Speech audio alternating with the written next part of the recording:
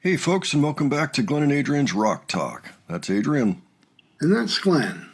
And today we're going to be taking a look at Sina and a bunch of friends doing Led Zeppelin's Kashmir. This came out right at the very end of 2023. It also includes Kiara Kilchling, who we have featured on the channel a few times with her own Led Zeppelin acoustic covers of, say, the Rain Song and also Stairway to Heaven. I actually don't recognize any of the other names here except Nils Neumann. She's been doing her videos. Kiara's actually playing bass guitar on this one. She's going to have some brass and some strings on this, so should be pretty interesting. Those of you that don't know, and I can't imagine who doesn't, but maybe, as the band continues to be popular, people don't know, but Kashmir was on this album, Physical Graffiti, which was Zeppelin's sixth album, came out in 1975, and some people consider this their favorite Zeppelin album, and I certainly understand why. Pretty much everything up to that album is absolutely spectacular, and they still made good albums after. So Adrian, what do you think? We've got Sina here doing Zeppelin. Good Lord.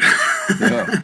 This is going to be good. Kashmir is one of my favorite Zeppelin songs. Yeah, it seems to be one of the pinnacle songs, one of the ones that people call one of their favorites, right up there with Stairway, and it's definitely a highlight in the band's history. Let's go ahead and see what she's done with this. All right.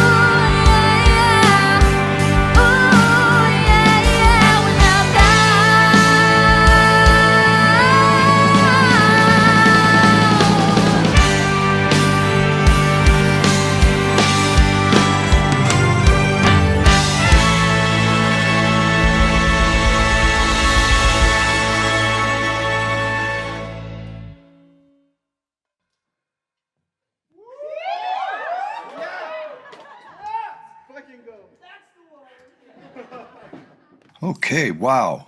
Wow, what a cover. What a really faithful cover, as a matter of fact. What do you think about that one, Adrian? Oh man, brass section, string section. It's because I kind of had the impression that on the original they used the mellotron instead of the orchestral instruments, so this is a bigger production than intended.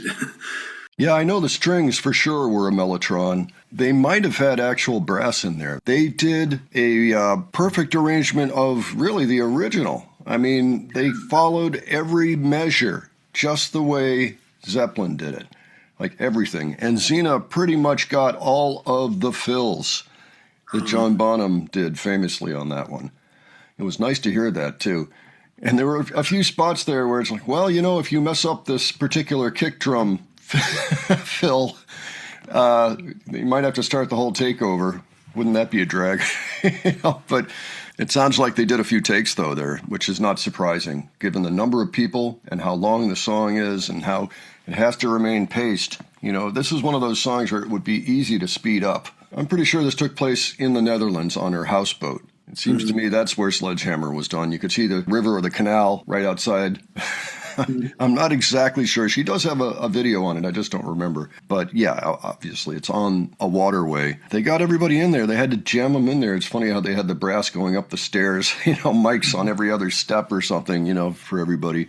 And I was looking at one of the violin players and going, that guy is definitely from the Netherlands because he looks just like one of my longtime friends that lives in the Netherlands. I was like, is that? No, he's too young.